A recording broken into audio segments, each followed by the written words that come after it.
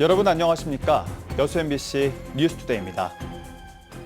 윤석열 정부는 여순 사건 진상조사 보고서 작성 기획단을 뉴라이트와 극우 인사로 채워 지역의 반발을 샀는데요. 윤 전 대통령이 파면됐고 기획단의 임기도 끝난 만큼 지금이라도 제대로 된 기획단 구성이 필요하다는 목소리가 커지고 있습니다. 김단비 기자입니다. 여수 순천 11구 사건 진상조사 보고서 작성 기획단의 임기가 지난 4일 끝났습니다.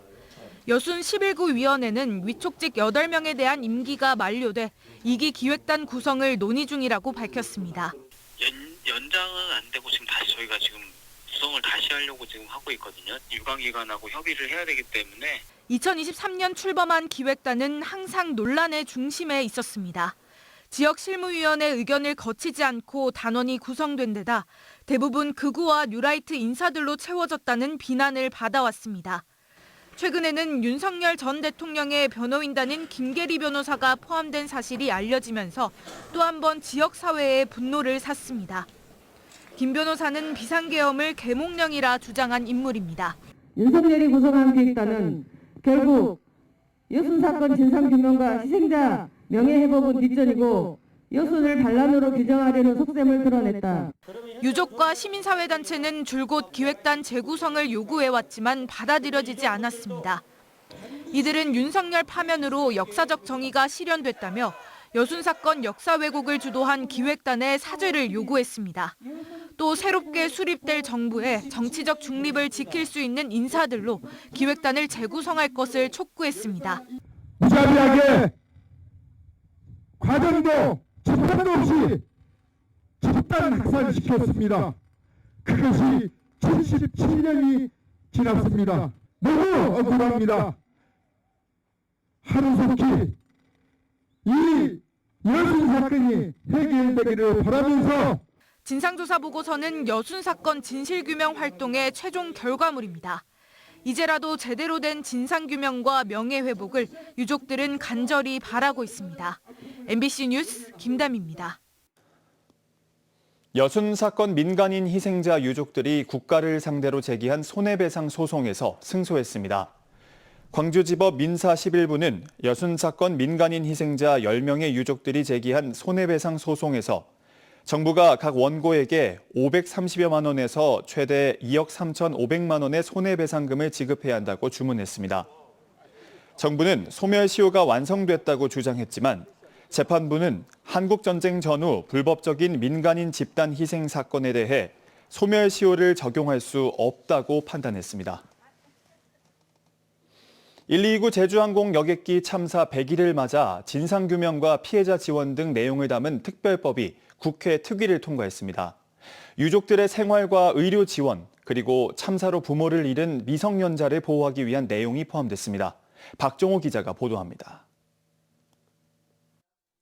12.29 여객기 참사 특별법안이 국회 특위를 통과했습니다. 특별법에는 진상규명과 더불어 피해자와 유가족들에 대한 다양한 지원책이 포함됐습니다. 피해자에게 생활지원금과 의료지원금을 지급할 수 있도록 하고 15세 미만 희생자에 대하여 시민안전보험의 보험금 수준을 고려하여 특별지원금을 지급할 수 있도록 하며 자원봉사자와 취재진을 포함한 구조와 수습, 조사에 참여한 인원들의 심리상담 등 지원 방안도 담겼습니다. 의사소견서가 있으면 법 시행 후 3년 이내에 1년 동안 치유휴직을 신청할 수도 있습니다. 또한 희생자 자녀들의 학자금 지원책도 마련됐습니다. 저는 이제 부모님을 잃었는데 앞으로 아직 대학 다닐 시간도 좀 남았고 이제 당장 등록금도 이제 제가 벌어서 내야 될 판이고 그리고 저뿐만 아니라 이제 미성년자인데 미성년자 혼자 남은 가족도 있고 유족들은 특별법의 국회 특위 통과에 환영의 뜻을 밝혔지만 앞으로 시행령 제정과 공포 등 남은 절차가 있는 만큼 신속하게 처리해 줄 것을 요구했습니다. 특별법이 소위를 통과하면은 이제 시행령이 한 2달 정도 걸린다 하는데 그 시행령도 빨리 조속하니 이루어져서 우리 유가족들에게 빠른 혜택이 돌아줬으면 하는 바람입니다. 유족들은 이와 함께 전라남도와 협의해 빠른 시일 내에 추모 공원을 건립할 수 있도록 준비할 계획입니다. MBC 뉴스 박종호입니다. 전라남도가 조기 대선을 앞두고 각 정당과 후보자에게 건의할 전남 미래발전 공약 과제를 발표했습니다.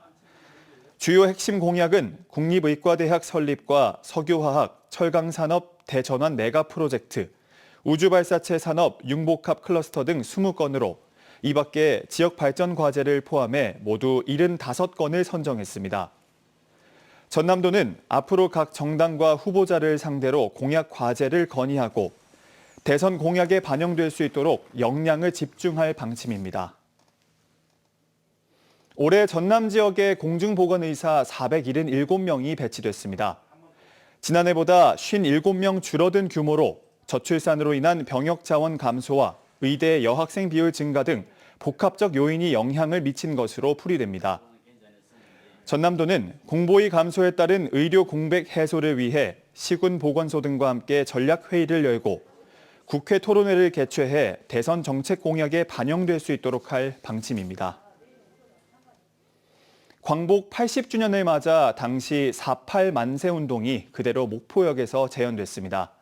세기를 뛰어넘어 선배들의 발자취를 따라 나선 여고생들은 더 많은 시민과 함께한 오늘의 추억을 가슴에 새겼습니다. 서희령 기자가 취재했습니다. 독도는 우리 땅 노래에 맞춰 역동적인 춤사위를 뽐내는 여고생들. 신호에 맞춰 주변 학생들까지 모여들자 광장은 태극기 물결로 뒤덮였습니다. 4.8 만세운동에 나선 선배들의 뜻을 따라 정명여고에서 펼친 플래시몹입니다. 듣기로만 하면 얼마나 힘드셨을지 그리고 얼마나 진심으로 나라를 사랑하셨을지 몰랐을 것 같은데 정말 실제로 어떻게 하셨는지를 느낄 수 있는 그런 시간이 됐던 것 같습니다. 지난 1919년 학교 기숙사에 숨어 시민들을 위한 태극기까지 직접 그리며 준비해온 그날. 2교시 수업을 마치는 종소리와 함께 거리로 뛰쳐나갔던 당시 여고생들은 목포 시민들과 독립 만세를 외치다 억울한 옥살이까지 해야 했습니다.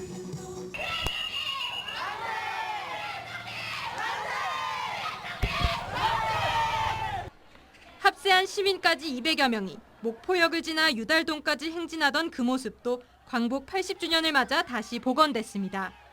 교통과 안전 문제로 중단된 지 10여 년 만입니다. 거리 행진에 나선 학생들은 이렇게 한복을 차려입고 직접 태극기를 흔들며 4.8 만세운동의 역사적 의미를 기렸습니다. 목포 정명여고는 1903년에 개교를 했습니다. 그 당시에 목포 지역은 대단히 큰 도시였습니다. 그래서 저희 학교만에 국한된 게 아니라 목포 시민하고 같이 호흡하고 역사를 함께 나누고 싶은 그런 의미가 있습니다. 한 세기의 시간을 뛰어넘어 학생과 시민들이 다시 함께한 외침은 더 깊은 울림으로 기억됐습니다. 일반 시민들한테 그 애국에 대한 생각을 좀 이렇게 하게끔 일반적인 국민들도 자기의 그 삶이라든가 뭐 정치, 사회, 문화 모든 게 의견이 있으면은 광장에 나가서 누구라도 이렇게 외칠 수 있는 환경이 조성됐으면. MBC 뉴스 서희령입니다. 미국 정부가 우리나라에 대해 25% 상호 관세 부과를 발표한 가운데 전남도가 어제 관세정책 비상경제 대책회의를 갖고 지역기업 피해 최소화 등 대응 방안을 논의했습니다. 어제 회의에서는 수출 물류비 절감을 위한 광양항 활성화 지원과 탄소 중립, 스마트화 제조 공정 설비 개선 지원, 배터리 산업 다각화 등이 논의됐습니다. 전남도는 관세 부과에 따른 피해 기업을 대상으로 긴급 경영 안정자금 100억 원을 지원하고 수출 기업 지원 보증에도 나설 계획입니다.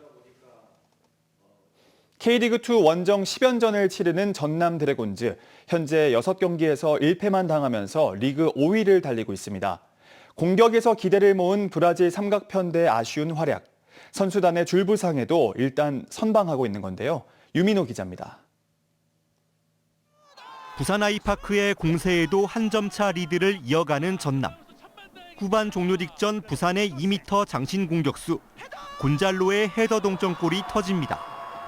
계속 두드림 끝에 곤잘로가 결국은 동점골을 터뜨립니다. 결과는 비디오 판독 취소. 전남은 힘겹게 승점 3점을 지키며 6번째 원정 경기를 마쳤습니다. 힘겨웠던 승부였고 전남과 지옥 다시 천당으로 올라선 김현석 감독이 입장이 됐습니다. 전남은 부산 원정에서 선발진에 큰 변화를 줬습니다.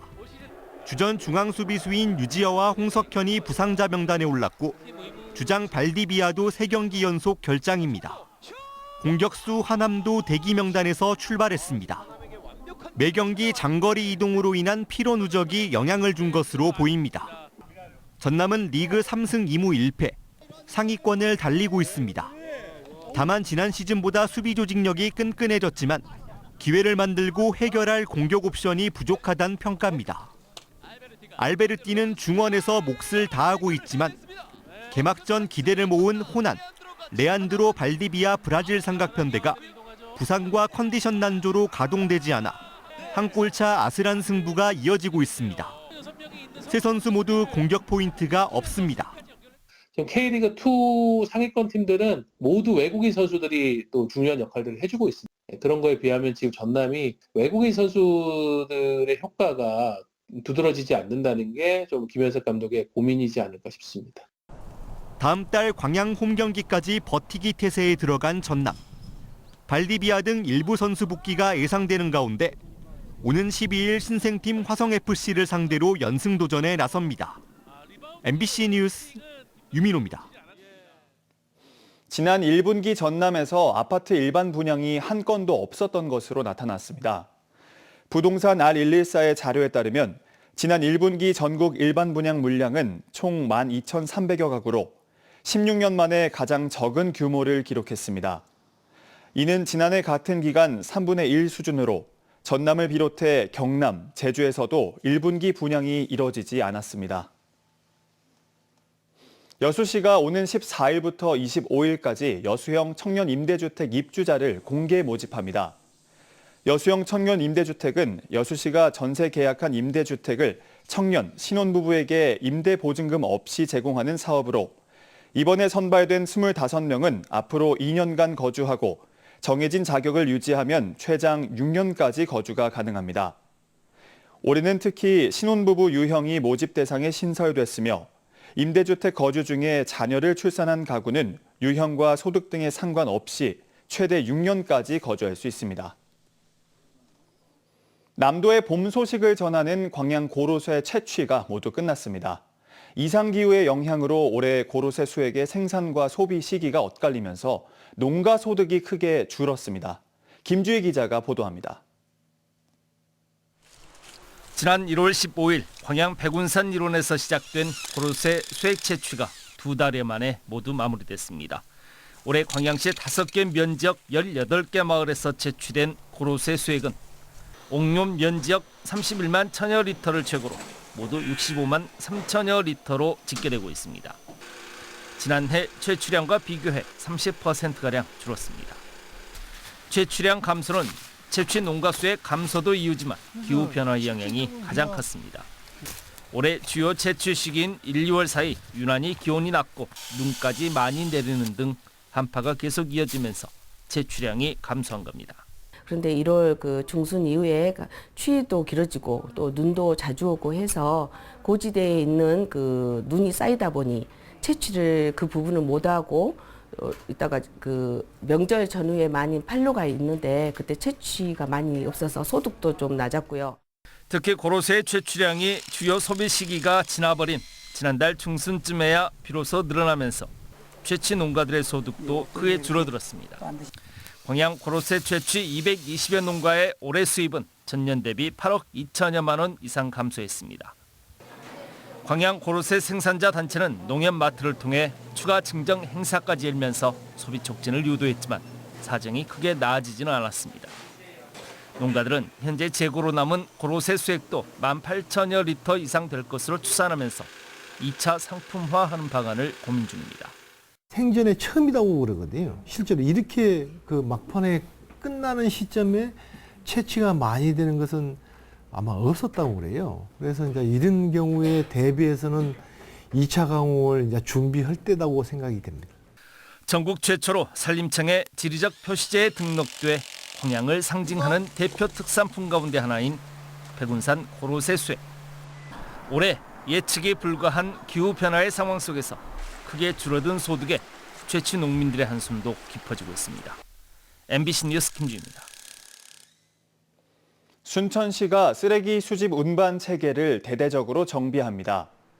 순천시는 공동주택 증가와 도심 팽창에 대응하기 위해 용역을 통해 쓰레기 수집 운반에 필요한 적정 원가를 산정하고 수집 운반 권역을 새롭게 설정할 계획이라고 밝혔습니다. 순천시는 또 쓰레기 재활용률을 높이고 악취 등의 문제를 해결하기 위해 쓰레기 수거 방식을 문전 수거에서 거점 수거로 전환하는 방안을 추진할 계획입니다. 여수시가 시산하 도시관리공단 내 효율적인 경영 시스템 구축을 위해 조직진단 연구 용역에 착수했습니다. 여수시는 행정안전부 관련 규정에 따라 3년 주기로 실시하는 이번 조직진단을 위해 최근 용역 착수 보고회를 갖고 오는 9월까지 6개월 동안 공단의 조직과 인력 등 경영 전반에 대한 종합적인 분석과 개선 방안 마련에 나선다고 밝혔습니다. 여수시는 객관적인 직무 분석을 통해 공단의 업무 여건을 개선하고 양질의 공공서비스 제공을 위해 노력하겠다고 강조했습니다.